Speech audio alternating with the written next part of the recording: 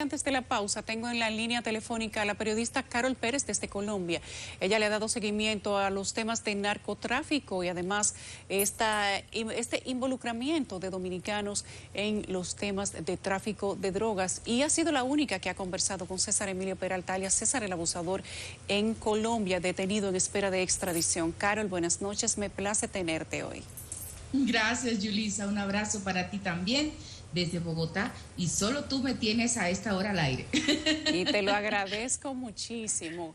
Carol, cuéntanos hay muchos temas desde Colombia ahora, sin embargo sé que no eres ajena a la situación que está pasando en República Dominicana con el tema del narcotráfico. Algunos han dicho que se trata de sapeo o delaciones de parte de algunos que están detenidos justamente en otros países por este mismo tema del tráfico de drogas. ¿Cómo se ven las cosas desde allá?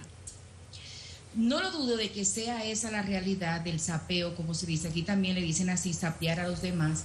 Porque recuerda que el narcotráfico no tiene ética, ¿sí? Entonces los narcotraficantes para salvarse pues echan a la gente al agua. Además ha sido una práctica de la DEA también constante, de que los narcotraficantes para bajarle sus condenas empiezan a chivatear, como dicen buen dominicano, a los demás. Yo sí creo que tantos el señor César Emilio Peralta como don Toño Leña, también te acuerdas, don Ramón, como lo dicen aquí. Claro. Son personajes que han contado historias y que han contado los aliados que han tenido durante diferentes gobiernos, y por eso se presenta la situación que se está presentando, ¿no? Que hay tantos detenidos y tantas personas, pero además hay muchos personajes, Yulisa, que llaman mi atención. Por ejemplo, el personaje del diputado Héctor Félix. ¿Sí? De hecho, yo hice la denuncia el otro día porque tengo una fuente importante que me dio información importante y que creo en esa fuente porque sé la cercanía que tenía con todos ellos. Y él me confirma de que este señor Héctor Félix, por ejemplo, es una persona que desde el 2006, por allá en esa época, que era un contador de una empresa que después fue desligada del sistema tributario porque resultó de lavadero, manejaba unas grandes cantidades de dinero. Decía él que en ese entonces, en el 2007, tenía 25 millones de pesos para invertir, y no se pregunta, pero en ese entonces una persona que era simplemente un contador, ¿cómo podía tener ese dinero? ¿Y por qué las autoridades no le dieron seguimiento? 15 años después sale a flote eso. Me imagino que por esa información y ese delatar de los que están presos, ¿sí?, a los que fueron sus secuaces. Este señor, Héctor Félix, decía en ese entonces, dice mi fuente, que yo le creo porque me dio información importante en su momento, que ese dinero era de un primo que vivía en Estados Unidos. Todo el mundo sabe que esa plata pues está ligada siempre a narcotráfico. Pero mi pregunta es, ¿por qué las autoridades no le daban seguimiento a eso? ¿Por qué en República Dominicana a cada rato sale un héroe o una persona que salva al pueblo, que da dinero, que ayuda a los demás, y un par de años después resulta siendo narcotraficante? Esa es la interrogante del millón. No sé si tú estás de acuerdo conmigo ahí, ¿no? ¿Cuántas historias no tenemos ligadas a eso, Yulisa? Muchas, múltiples. Las ha habido, las hay ahora y parece que las habrá también en el futuro. Carol, tú eres la única periodista que hasta el momento ha podido entrevistar al señor César Emilio Peralta. Aquí se ha hablado con razón o no, porque no hay ciertamente una fuente que pueda decir ciertamente ha habido delaciones por parte del señor César Emilio Peralta, aunque otros dicen que un par más de ciudadanos dominicanos que han sido extraditados a Estados Unidos por temas de narcotráfico y lavado pudieron haber cantado, como le decimos comúnmente, pero eso se queda en la especulación porque no hay una confirmación de ello. Cuando tú hablaste con el señor César Emilio Peralta allá en esa cárcel en Colombia, ¿te dio él algunas palabras, confesiones respecto de cuáles eran sus involucramientos en este país? Pues mira, él siempre fue muy discreto, y yo creo que yo siempre lo digo, pero él siempre me habló entre palabras. Y de hecho yo también lo dije el año pasado. La persona que lo protegió a él siempre y a quien él le dio el dinero para financiar su campaña fue al expresidente Danilo Medina. Eso todo el mundo lo sabía, es un secreto a voces, pero todo el mundo estaba esperando que yo lo dijera, porque pues yo soy la que estoy por fuera y la que estoy justamente aquí en Colombia, ¿no? Decir, ¿Y él te dijo que él le dio dinero al expresidente? Mira, él, digamos que en esas palabras textuales no, pero todos los indicios que él me dio en esa conversación que tuvimos durante hora y media, es que quien lo amparaba era la persona de más poder en el país. ¿Quién era la persona de más poder en ese momento? Eso es lo que era lo que él decía, que quien lo amparaba era la persona de más poder. Exactamente, que quien lo protegió durante todo ese tiempo y a quien él le financió la campaña para que fuera presidente y que lo protegiera después, era la persona de más poder, porque tú sabes que esos narcotraficantes se cuidan, ¿no? Son delincuentes, es decir, a mí lo que me preocupa también a ratos es la apología que se le quiere hacer a los narcotraficantes. Los narcotraficantes son delincuentes. Y siempre hay que abordarlo desde ese punto de vista, sobre todo por la ignorancia que hay en nuestro país, que todavía siguen a las novelas de narcotráfico como un parámetro, ¿no? Sí. Entonces, cuando el señor César Emilio Peralta conversa conmigo, me lo dejó muy claro, es decir, quien lo protegió a él durante todo ese tiempo, porque estaba comprometido, porque había donado un dinero grande para su campaña, había sido el expresidente Danilo Medina. Eso lo sabía todo el mundo, Yulisa, pero nadie se atrevía a decirlo. Después del presidente salir de la presidencia, pues yo me atreví a decirlo porque ya no tenía miedo, ¿no? Yo sí tuve miedo, yo sí no lo voy a negar. Yo tengo un hijo de 11 años que tengo que seguir educando y yo sí me llené de miedo de que el presidente de la República de turno pues tomara retaliaciones contra mí aunque yo estuviera lejos, ¿no? Claro. Entonces yo sí me asusté de esas confesiones que me hizo el señor César Emilio Peralta estando en la cárcel de la Fiscalía, cosa que ya no está ahí porque ya su caso digamos que está definido en el sentido de que lo van a deportar en cualquier momento, como ya hicieron con el señor Toño Leña. Sí. Todavía eso no se ha dado, la deportación, eso es un proceso burocrático o no sé realmente cuál es la demora, porque todo el mundo pensaba que se iba a ir rápido, pero la abogada desde el principio me dijo a mí, eso se demora, Carol, eso no es tan sencillo como la gente piensa, y es cierto, los procesos de deportaciones son largos, incluso el señor Toño Leña se demoró casi 3 años para que lo deportaran a Estados Unidos, hasta que se fue este año, ¿no? El abogado de César Emilio Peralta es colombiano allá. La abogada de César Emilio Peralta es la misma que era la abogada de Toño Leña, era la misma abogada, y por eso mi relación con los dos narcotraficantes, porque a través de ella yo pude conseguir información y conseguir eso que todo el mundo quería, que era ver a César Emilio Peralta, pero que a final de cuentas el señor no le dio entrevista a nadie.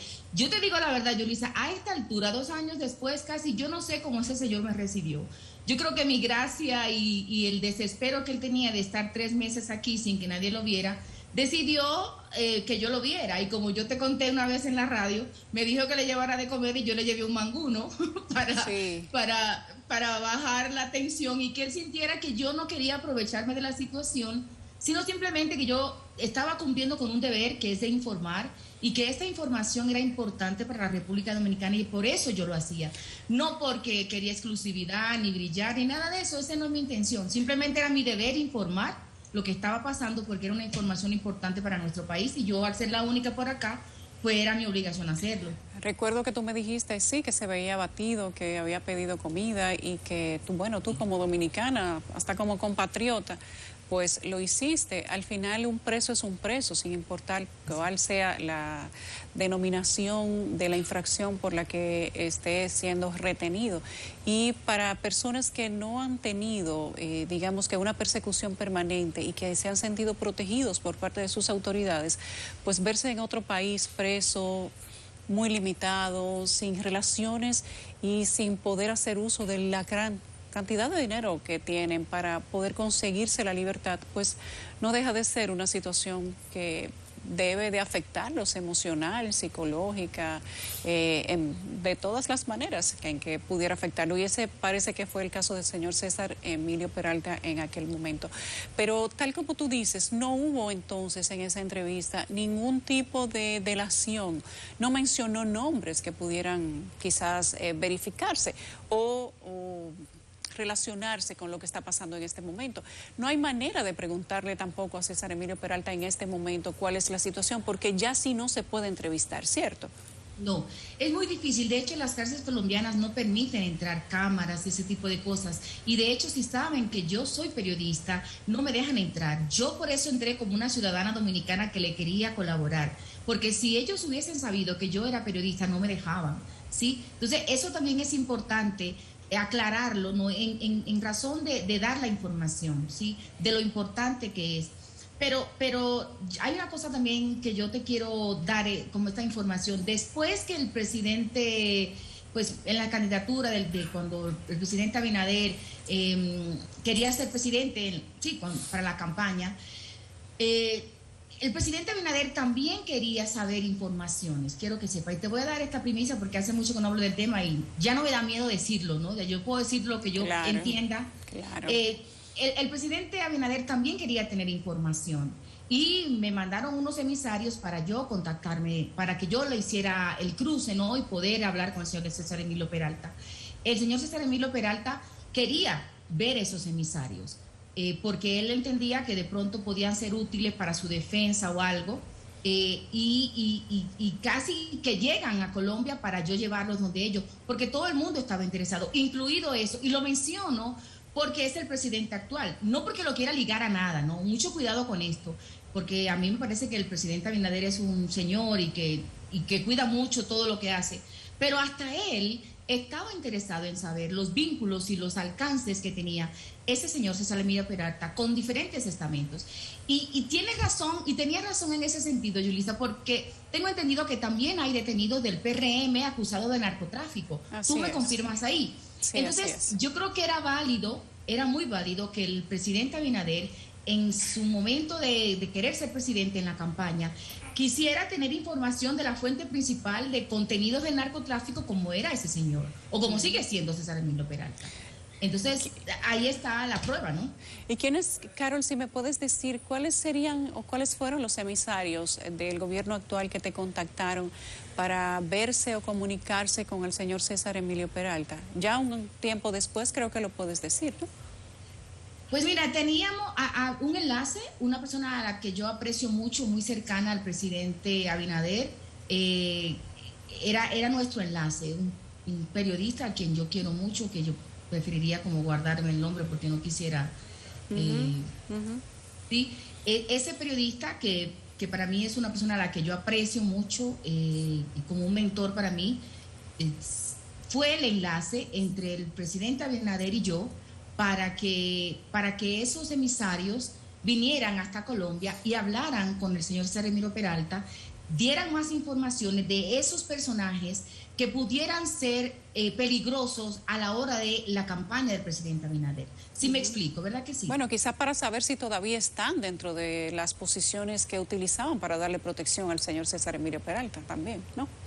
También, por supuesto que sí, pero también para alejarlos, si esos nombres que el señor César Emilio Peralta, que el presidente Abinader quería saber, estaban en su rebaño, ¿no? Estaban cercanos a él y de pronto sí, Yulisa, porque ¿cuántos del PRM hay detenidos por narcotráfico? Bueno, en este momento hay varias personas, por lo menos de la Cámara de Diputados, investigados. Pero sí, detenidos, en total hay 28 personas y por lo menos hay un par que están vinculados al gobierno de turno. Bueno, entonces yo me imagino que esa era la intención también del presidente Abinader, de enterarse de fuente oficial. Al ser yo la única periodista que tuve ese acceso, que no fue como periodista que entré, sino como una simple ciudadana dominicana que vive aquí, a acompañar a este ciudadano, este compatriota, quería saber quiénes eran. Y yo creo que todo el mundo estaba así. Entonces, ese enlace, después entonces llega la pandemia, no se puede viajar. El señor César Emilio Peralta, te tengo que confesar que sí estaba interesado en esos emisarios, muy interesados. Y me llamó por teléfono, desde un teléfono privado de allá de la cárcel, diciéndome que sí, que él sí quería recibir esas personas y que eran las únicas personas que iba a recibir si eran enviados por el presidente Abinader para contarles lo que ellos quisieran. ¿Sí? A ellos sí le iba a contar lo que quisieran. Sí, es digamos, de esos personajes que pudieran estar cercanos o aspirando o en el partido, sí, en el partido del PRM, para que el presidente Abinader estuviera alerta, ¿no? Él estaba en disposición, pero pudieron verse, ¿qué pasó que no se dio la reunión, Carol? Bueno, pues vino la pandemia, cerraron los aeropuertos y nadie pudo viajar. Después, unos meses después, las elecciones se cancelan, vuelven y finalmente gana el presidente Abinader. Oh, eso fue en medio de la campaña. En medio de la campaña, claro que sí, en medio de la campaña, en el proceso más caliente, porque acuérdate que se estaban acusando unos con otros Claro. de que si tenían narcotraficantes, que si tenían financiamiento de narcotráfico. Claro. Y yo me imagino que el presidente Abinader, candidato en ese momento, pues quería cuidar su imagen y quería no tener personas ligadas al narcotráfico y menos a ese personaje cerca a su campaña porque iban a opacar eso, como debe ser, porque es un candidato presidencial, tiene que cuidar su imagen. Así es. Tiene que buscar la manera de que el narcotráfico no financie sus campañas. Totalmente de acuerdo. Brevemente me gustaría que me cuentes la situación de los haitianos en Colombia. Desde aquí nos llegan imágenes de lo que ha estado pasando, ellos en una zona rural, pasando con niños pequeños al hombro, familias completas, un éxodo importante de personas que tratan de cruzar la frontera. ¿Cuál es la situación que tú conoces de los ciudadanos haitianos en Colombia? Que, por cierto, no es una situación distinta de lo que está pasando en Chile, en República Dominicana, incluso en Estados Unidos. Sí, en Chile también la situación está difícil. Hace muchos años que los haitianos y los dominicanos también están emigrando a Chile.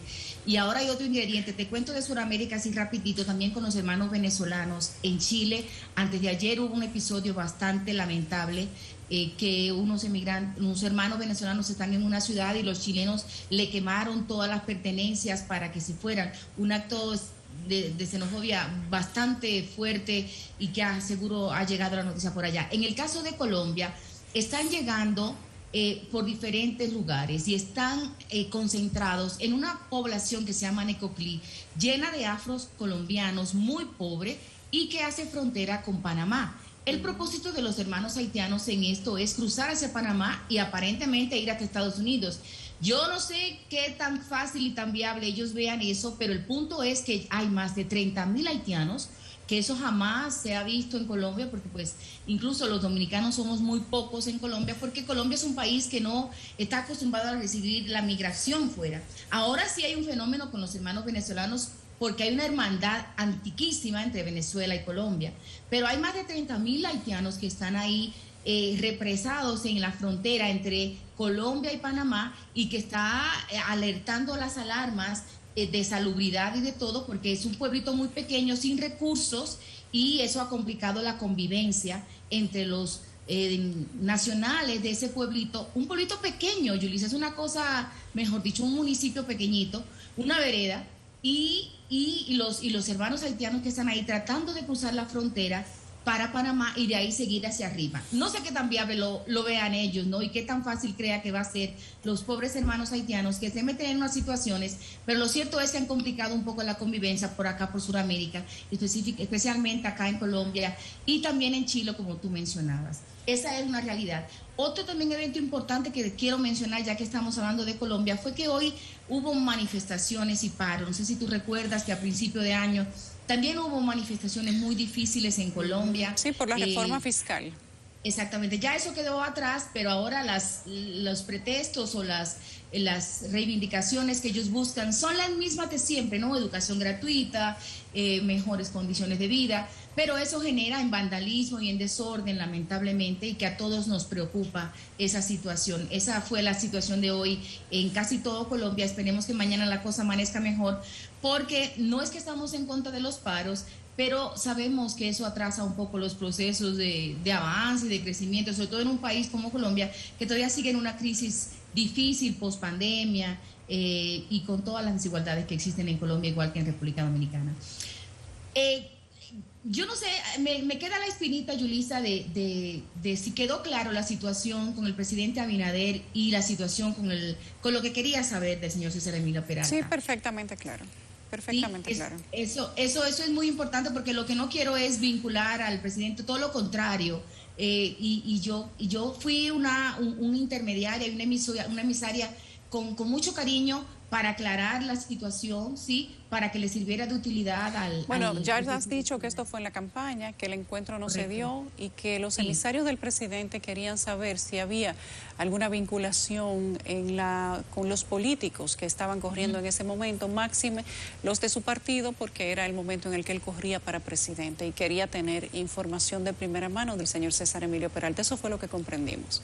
Así mismo es, tal cual, esa era. Y que el enlace entre el presidente Abinader y yo, que con quien iba era un periodista a quien yo respeto y quiero mucho, que era el enlace entre nosotros dos que iba a hacer ese envío, ¿no?, de los emisarios a Colombia para ver al señor César Emilio Queda Peralta. claro, queda claro. Gracias, Carol. Como siempre es un placer para mí tenerte aquí.